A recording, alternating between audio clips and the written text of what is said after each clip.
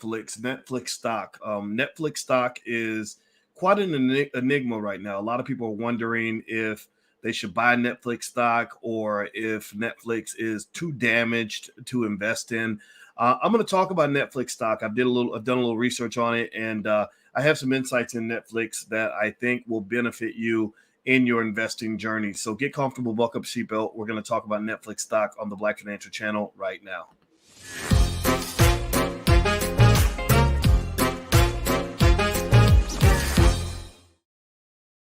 Hey, what's going on, guys? Welcome to the Black Financial Channel. That's theblackfinancialchannel.com. My name is Dr. Boyce Watkins. I am your friendly neighborhood finance professor.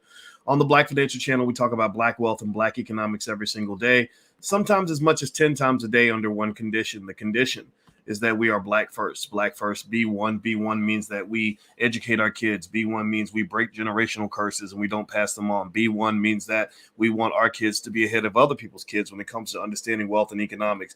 B1 means that we love Black men, love Black women, love Black families, and want to build a Black community. So if you agree with that philosophy, if that makes sense to you, put a hashtag B in the number one. I want to make it clear. You ain't got to be Black to be here, but you got to know Black people are running this space and we ain't taking no shorts from nobody. So anyway, so let's talk about Netflix stock.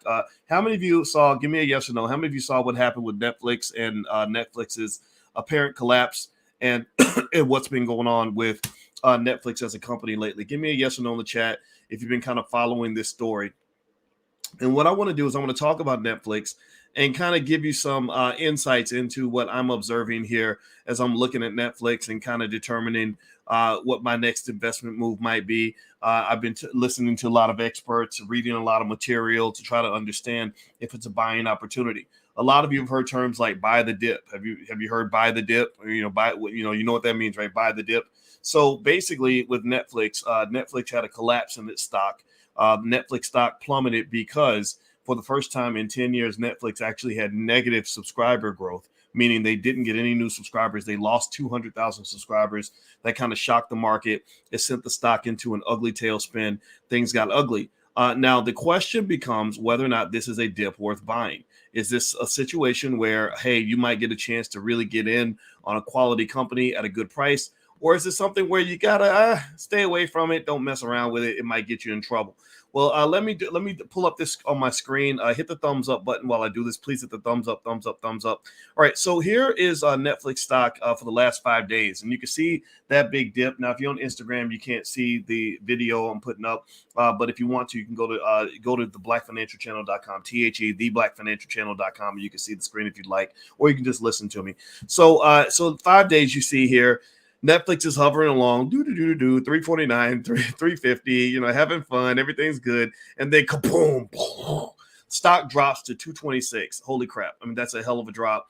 350 to 256 means that, within one day, Netflix lost billions of dollars in economic value. You can look at the market cap of Netflix. Is about $100 billion.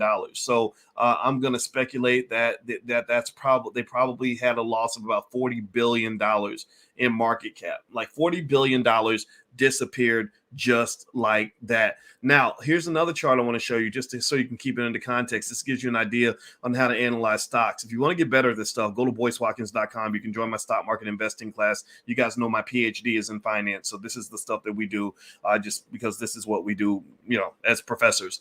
And so if you look at the last 6 months, Netflix was on a continuous downtrend. Netflix is already kind of hurting. Things were happening where bad news was being revealed piece by piece by piece. I would call this the post-pandemic hangover. The post-pandemic hangover occurred for thousands of businesses across this country, some of which saw numbers during the pandemic that they'd never seen before. Believe me, but the pandemic, everybody thinks that everybody suffered economically during the pandemic. That's not true. Billionaires like Jeff Bezos made more money than they ever made during the pandemic. Elon Musk became the richest man on earth during the pandemic, made $100 billion. A lot of companies did really well during the pandemic. Zoom did extremely well during the pandemic.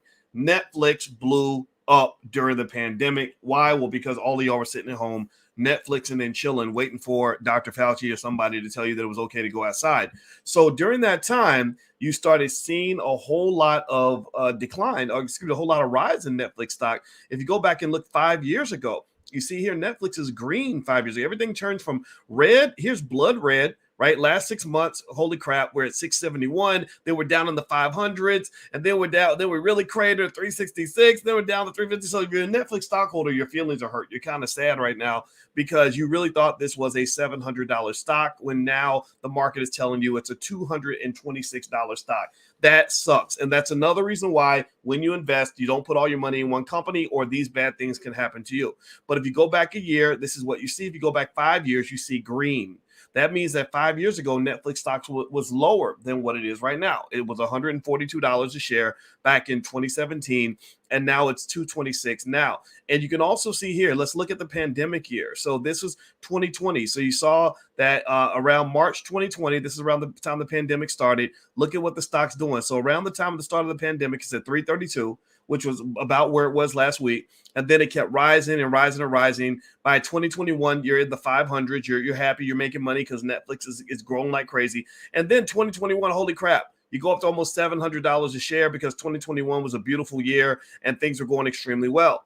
And then you have what you have right now. So let's talk about Netflix stock. And I'm going to break down for you variables to consider in the decision as to whether or not you want to buy Netflix stock. Now, before I move on, I'll remind everybody, please hit the thumbs up button, thumbs up, share, subscribe. Please subscribe. We're building Black-owned media. We could really use your help. And also, there's a free ebook I'd love for you guys to pick up. It is the $5 a day investing plan. I have what I call the $100,000 pledge, where I want to get our families to pledge that for your children. You're going to have $100,000 in total assets available for them by the time they're 25 years old. It sounds like a crazy number. $100,000 seems like a big deal, and it really is. But actually, you can do that by investing $5 a day and doing that for your child consistently from the time that they're very little. And by the time they're 25, they'll have well over $100,000 in assets or somewhere close to that. At the very least, they won't be stuck with the pain of economic struggle. The consequences of you making that decision for your kids are huge. So the ebook, if you go to blackmoneyminute.com, I have a little ebook. Doesn't take long to read, take you a few minutes. And you can go through it and implement the $5 a day plan so that you become the hero of your family. Got it? Give me a yes in the chat if you are okay with what I'm proposing to you. You ain't got to do nothing, but as your finance professor, my job is to teach you things that are going to make your life better. Go to blackmoneyminute.com, get the book. It's free. It will change your life, I promise. So let me dig into this. Let me dig into Netflix stock and what's happening with Netflix stock. So as you know, Netflix stock took the hit recently. Whenever a stock takes a hit, whenever something bad happens, like if your child goes to jail, and you're like, wait a minute, you're not supposed to go to jail. You're a straight A student in college with no criminal record. Why are you in jail? Well, what's the first thing you're going to do? What's the first thing you're going to do? You're going to hang up the phone on them? You're going to go run up and slap them like Will Smith? Maybe, right? Maybe, if you're old school with it, right? You're going to just act like it's not a big deal?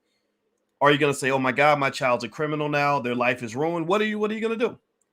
Well, your first question should be it involve two words. What happened, right? What happened? So with Netflix, when Netflix comes along as a company with no criminal record, last 10 years has been beautiful for Netflix for the most part. And they got some competition. Disney was coming. I talked to you guys about Disney coming 4 years ago on this same platform. I've been doing this every day for 10, 12 years. 4 years ago, we were talking about Disney coming, and Disney came, and Disney came sooner than expected, largely because of the pandemic.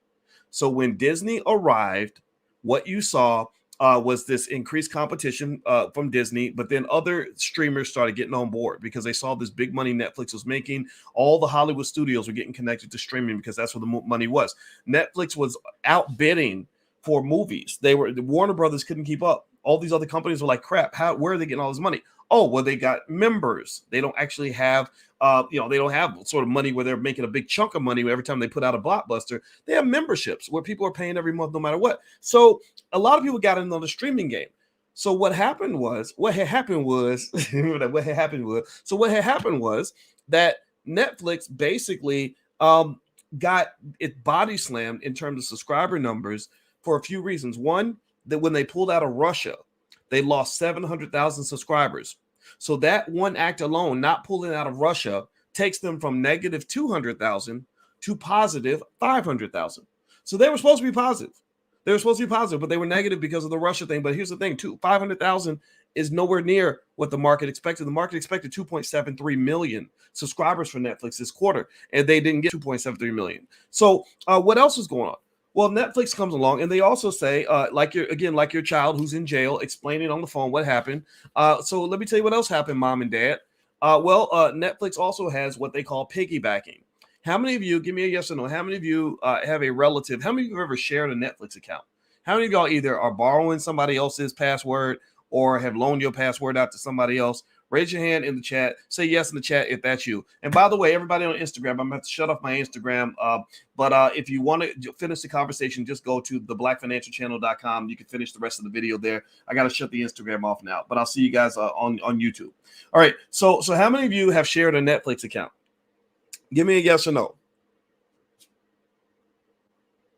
Yeah, right. Exactly. Everybody shared a Netflix account, right? So here's the deal. What's been going on is Netflix says that they literally factored out, they calculated that there are 100 million people sharing their Netflix account.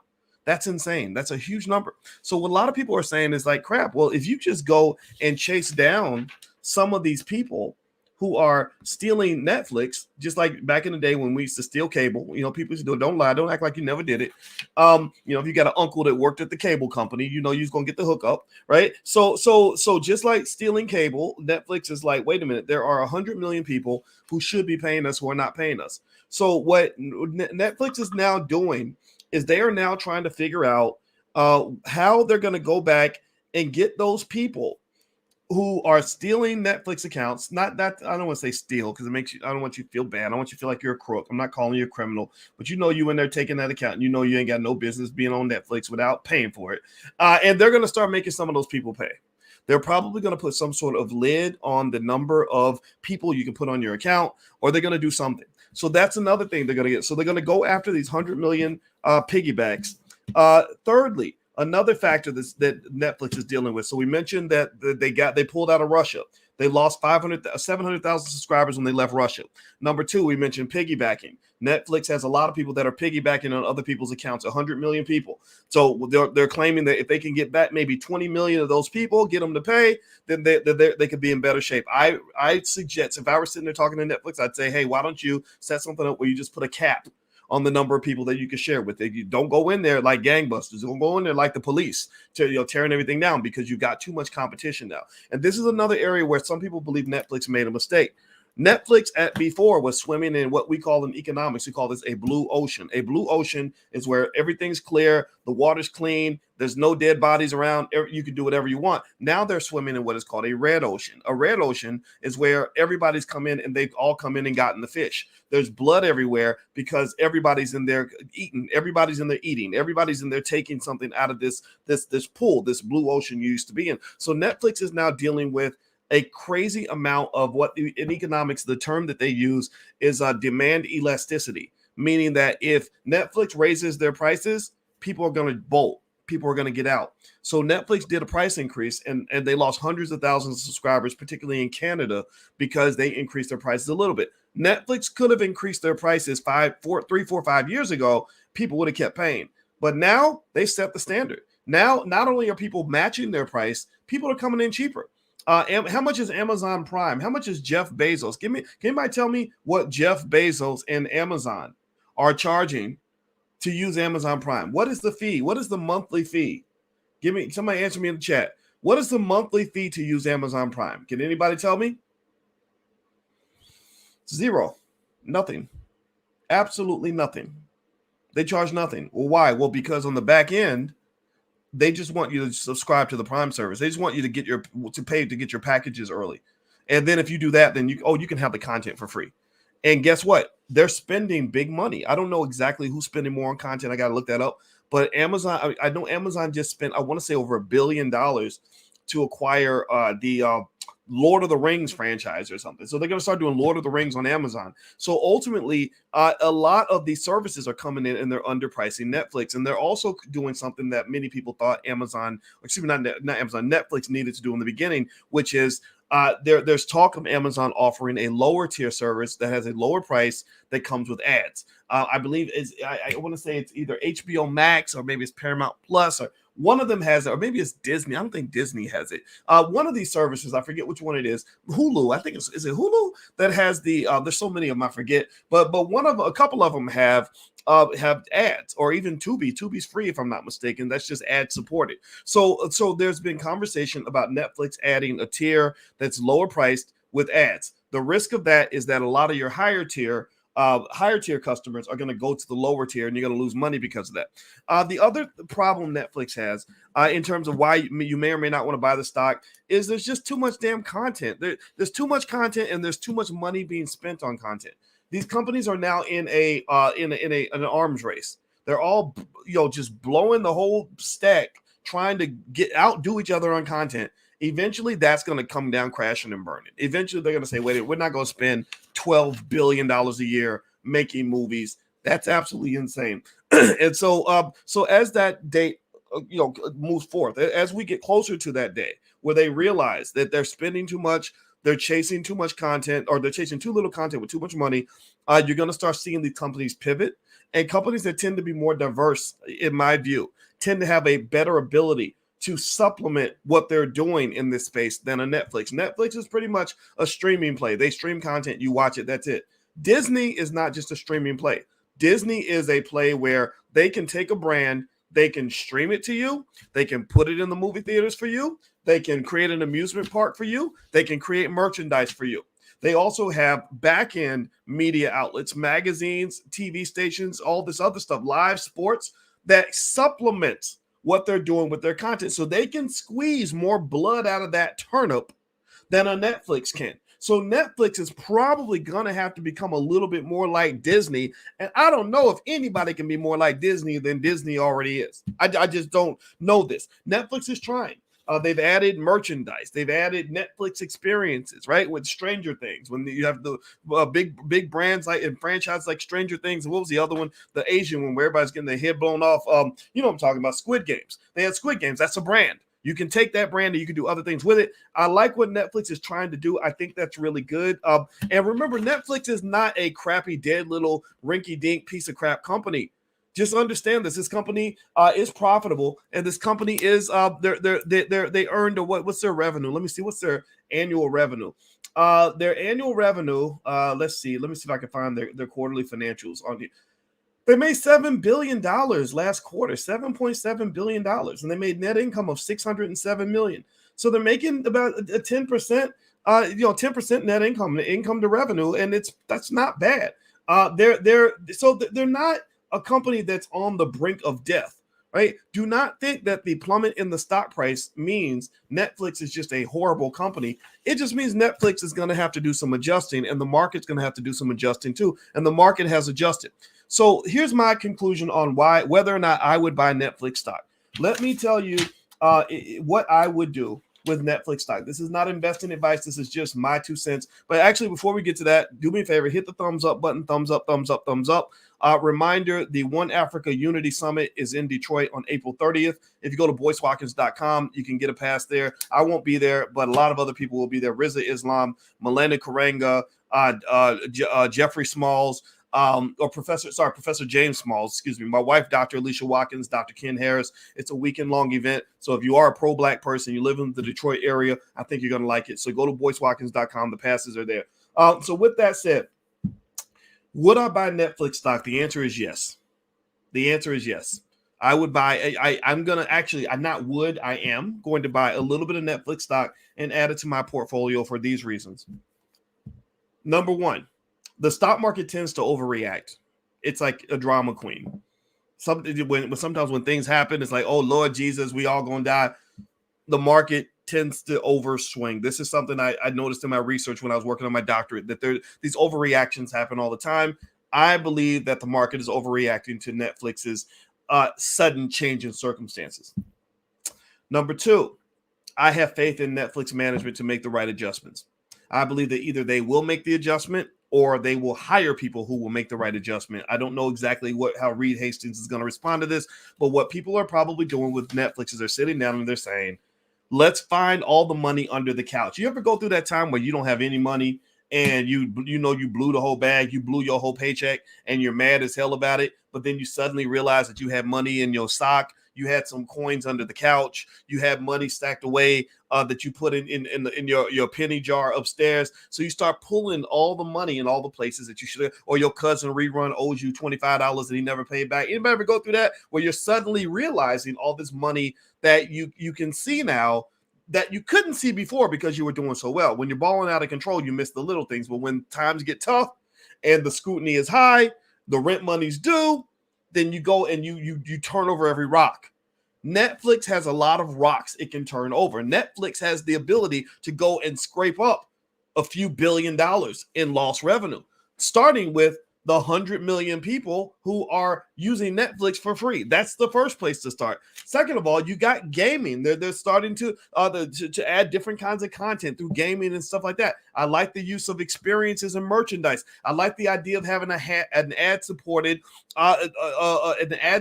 tier for customers to go to. And maybe if they're really lucky, they can find a premium tier. Maybe there's something premium they can offer that goes to another level that has a higher average order value per customer. So I think Netflix is going to fix some of this stuff. I really do. I think that the drop in the price, a lot of it is also linked to the fact that you have a post-pandemic hangover.